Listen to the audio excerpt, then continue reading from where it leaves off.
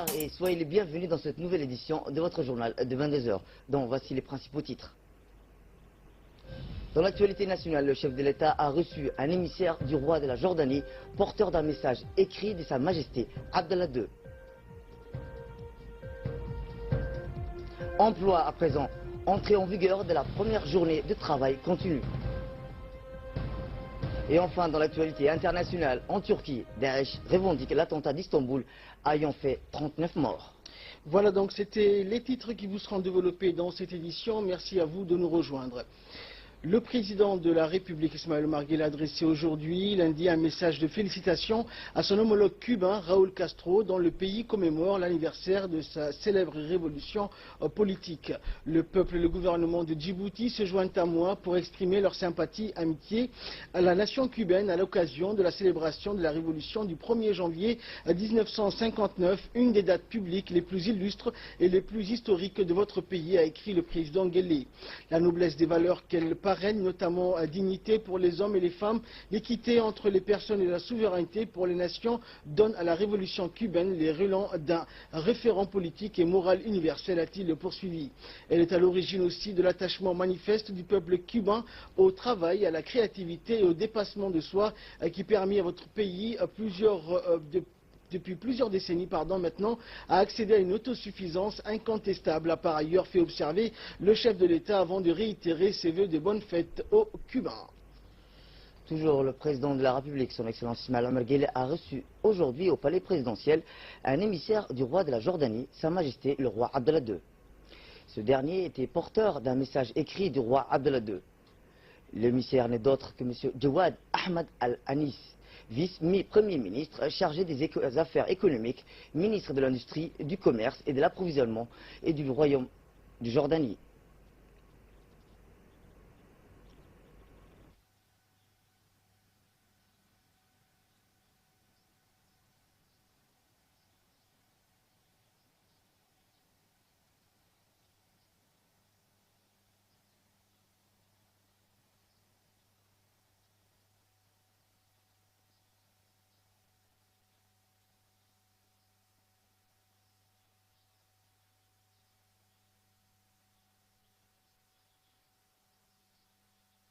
Et à l'issue de ces entretiens avec le président Guelleh, M. Ahmed Alani a indiqué à la presse que le message qu'il portait était une invitation du roi Abdallah II de voir le président Guelleh prendre part au sommet de la Ligue arabe qui aura lieu le 29 mars prochain en Jordanie. Le vice-premier ministre pour les affaires économiques et ministre de l'Industrie et du Commerce et de l'Approvisionnement de Jordanie a par ailleurs affirmé que l'audience a permis d'évoquer les nombreuses questions d'intérêt commun dans le partenariat entre les deux pays. Le ministre djiboutien des Affaires étrangères et de la coopération internationale, M. Mohamed Al-Youssouf, qui a pris part à cette rencontre, a lui aussi réagi au micro de la presse. Il a surtout fait état de nombreuses similitudes qui existent entre la République de Djibouti et la Jordanie, notamment le fait d'être tous deux voisins et des pays marqués par des graves conflits qui provoquent des flux permanents de réfugiés. Il décrit d'ailleurs cette similitude de destin et de défis comme un fait devant inciter les dirigeants des deux pays à renforcer leur collaboration et leur coordination pour échanger beaucoup plus.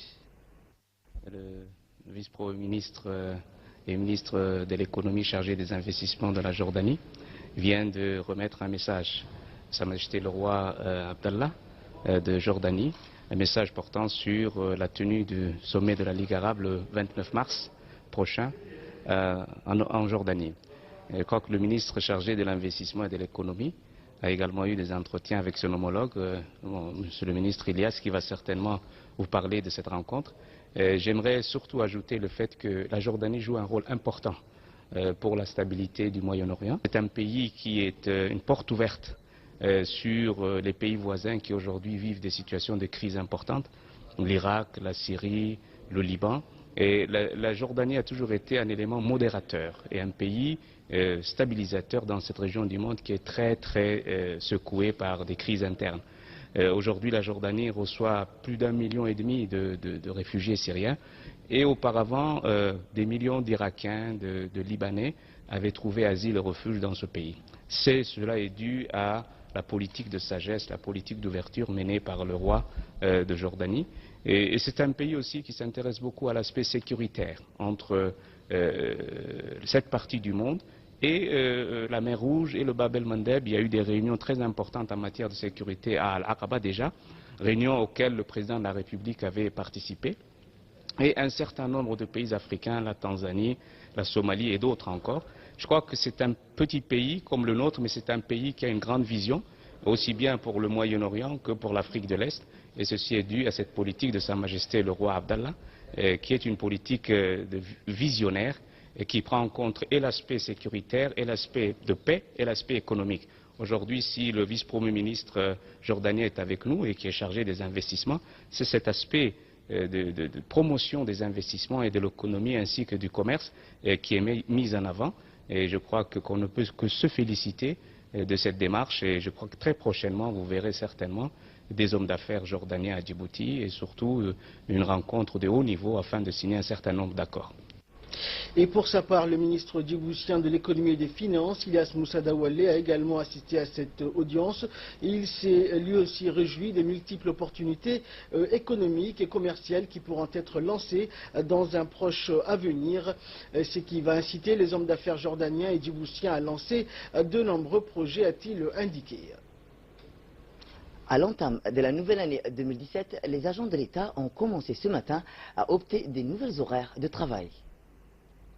La durée de travail est fixée de 8h à 17h, avec une pause déjeuner entre 13h et 14h.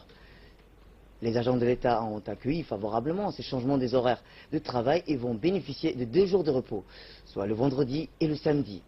Une équipe de la RTD a sillonné les administrations publiques ce matin pour voir de près comment elles sont organisées. Rappelons que ces nouveaux horaires de travail ont été adoptés par le chef de l'État lors d'un conseil des ministres.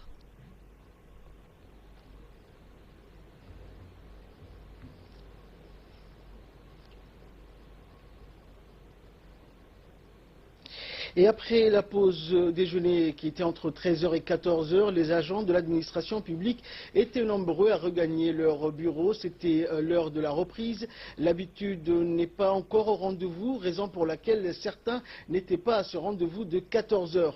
En dépit de quelques retards, les agents de l'administration publique, comme ici à la cité ministérielle, étaient prêts à la tâche pour faire la journée continue jusqu'à 17h. Nombreux étaient ceux qui avaient opté pour le sandwich au bureau, si bien que les besoins de sortie pour se ravitailler ne faisaient pas la grande majorité. Regardez.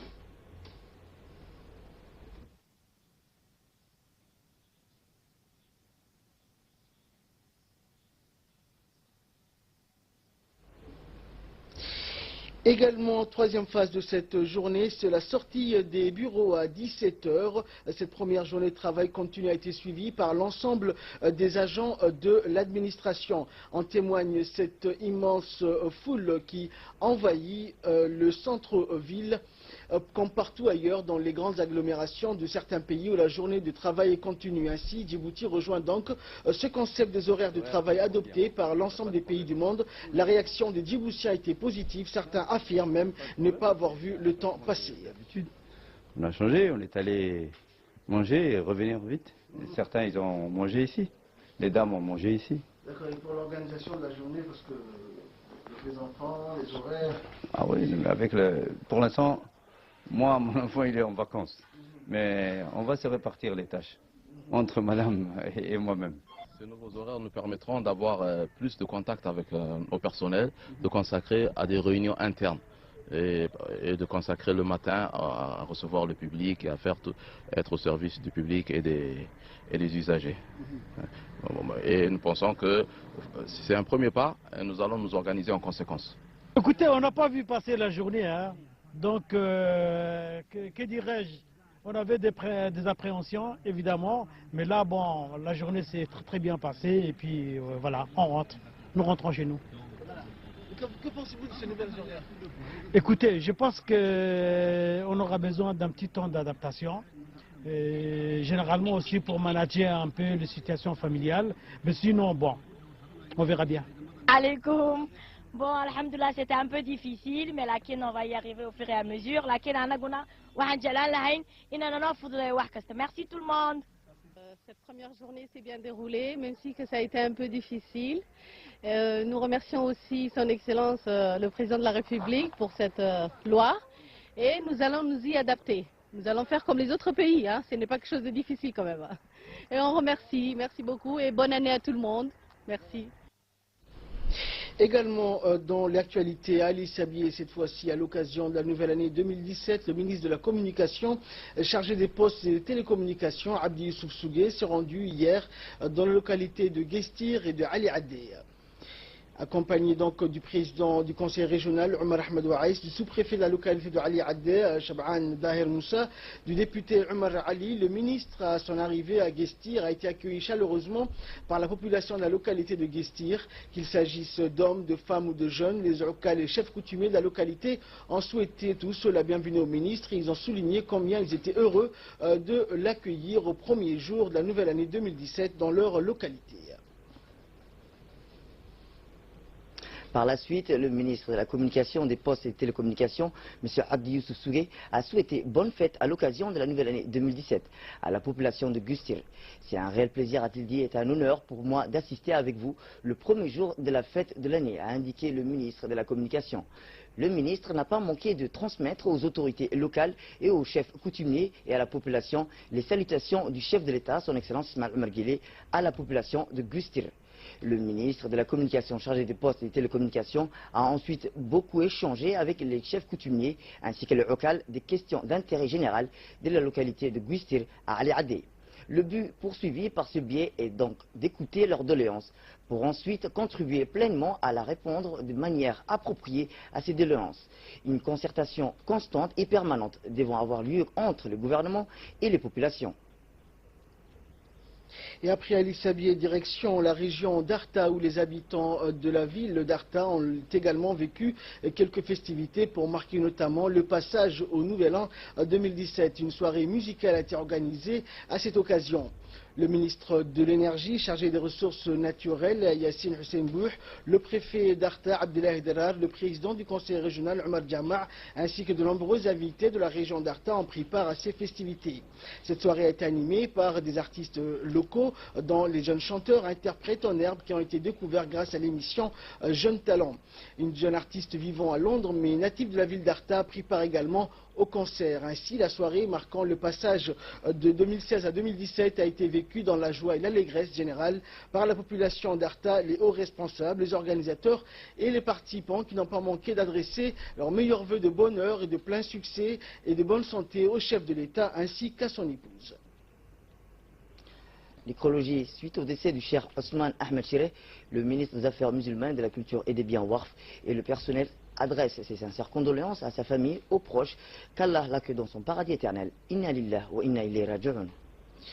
Également dans l'actualité, l'ambassadeur de la République de Djibouti au Qatar, Daïb Doubad Roblé, s'est entretenu aujourd'hui lundi avec le général-major Ghaneb Al-Shahin Al-Ghaneb, chef d'état-major général des armées de l'État du Qatar. Et Daïb Doubad Roblé a tout d'abord transmis au général-major les salutations de son homologue djiboutien, le chef d'état-major général des armées, le général de division Zakaria Cheikh Ibrahim. Il a ensuite réaffirmé les bonnes relations fraternelles qui existent entre les deux pays et la volonté de l'engagement des plus hautes autorités djiboutiennes et qataries à renforcer davantage les liens de coopération. Enfin, l'ambassadeur a remis au général Ghanem une lettre qui lui a été adressée par le commandant en chef de la MISOM, le général Ousmane Nour Soubaglé, portant sur une visite de travail avec le haut commandement des forces. Après avoir transmis ses vœux pour la nouvelle année 2017, le directeur de la police nationale, le colonel Abdillahi Abdi, a annoncé la mise en application rigoureuse des textes promulgués en juin 2010 pour améliorer la sécurité de la circulation routière. Des instructions formelles ont été donc données aux fonctionnaires de la police pour sanctionner vigoureusement toute infraction au code de la route. Les délits de fuite et le non-respect des feux rouges, l'installation du téléphone au volant, l'utilisation du téléphone au volant, le non-respect de la mise de la ceinture de sécurité devront entraîner des amendes. Nous écoutons le colonel. Il s'avère que ces derniers temps, en matière de circulation routière, beaucoup d'incivilités sont constatées. Incivilités qui non seulement mettent en péril la vie d'autrui, mais également la vie de ceux qui la commettent. J'aimerais attirer l'attention de tout le monde, que notre code de la route, qui est daté des années 1980, a été modifié par un autre texte, une autre loi, qui a été promulguée le 6 juin 2010. Dans cette nouvelle loi, prévoit et pénalise tout type d'infraction. Donc j'aimerais attirer l'attention des usagers de la route que ce nouveau texte qui a été promulgué en 2010 jusqu'à aujourd'hui a été mis en application avec beaucoup de douceur. Il serait dorénavant appliqué à la lettre. Je souhaiterais par conséquent que pour notre intérêt, pour l'intérêt de la vie de tout le monde, que nous nous mettions à respecter ces textes en sa rigueur. À titre d'exemple, les infractions les plus communément constatées et qui sont, par exemple, le délit de fuite, le non-respect des feux de rouge, les équipements manquants, l'usage du téléphone, le non-respect de la ceinture, toutes ces infractions sont prévues et réprimées par ce nouveau texte. Je peux vous citer des exemples tels que le délit de fuite. Il est puni d'une peine de 4e catégorie et qui consiste à une contravention d'un minimum de 1 million et d'une peine. Ces textes seront publiés, affichés. Je vous invite à prendre connaissance et vous suggère à les respecter. À défaut, des instructions fermes ont été données aux hommes et femmes qui ont en charge de son application et ces textes seront appliqués dans toutes ses rigueurs. Le ministère de la Santé, à travers le programme de lutte contre le paludisme, a lancé ce matin la première phase de distribution des moustiquaires imprégnés dans les centres de santé communautaires de la commune de Blaos et de Balbala.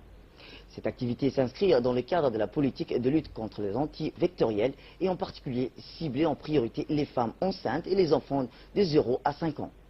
Notons que l'efficacité de l'utilisation des moustiquaires imprégnés a fait ses preuves dans la lutte contre les moustiques et par le monde contre les maladies imputables aux moustiques. Par ailleurs, il est prévu que dans le cadre de cette campagne nationale, une accélération de cette activité dans cette semaine. Ainsi, 15 centres de santé communautaires de Djibouti, ville et sa périphérie et sa population se verront offrir des moustiquaires imprégnés.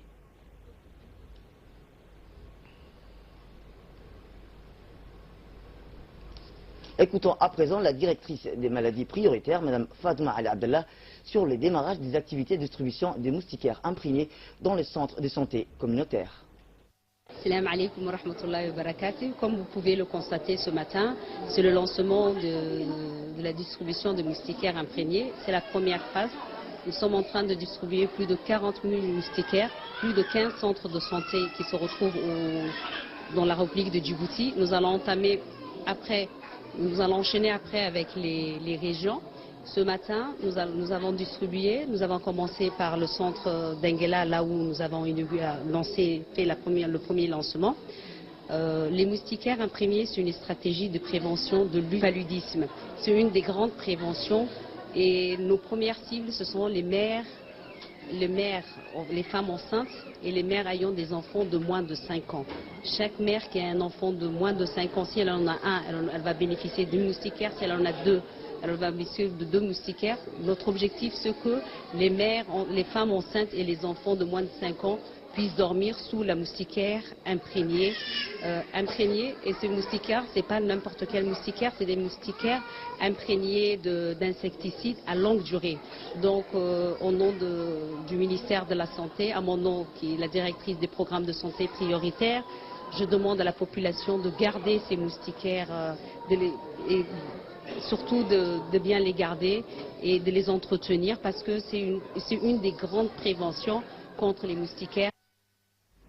Actualité régionale à présent. En Somalie, attentat suicide meurtrier devant le siège de la MISOM à Mogadiscio. 3 policiers ont été tués aujourd'hui dans l'explosion d'une voiture piégée devant la mission de l'Union africaine en Somalie, la MISOM à Mogadiscio. L'attentat donc a été revendiqué par les milices islamistes Shabab qui ont déjà mené ce genre d'attaque.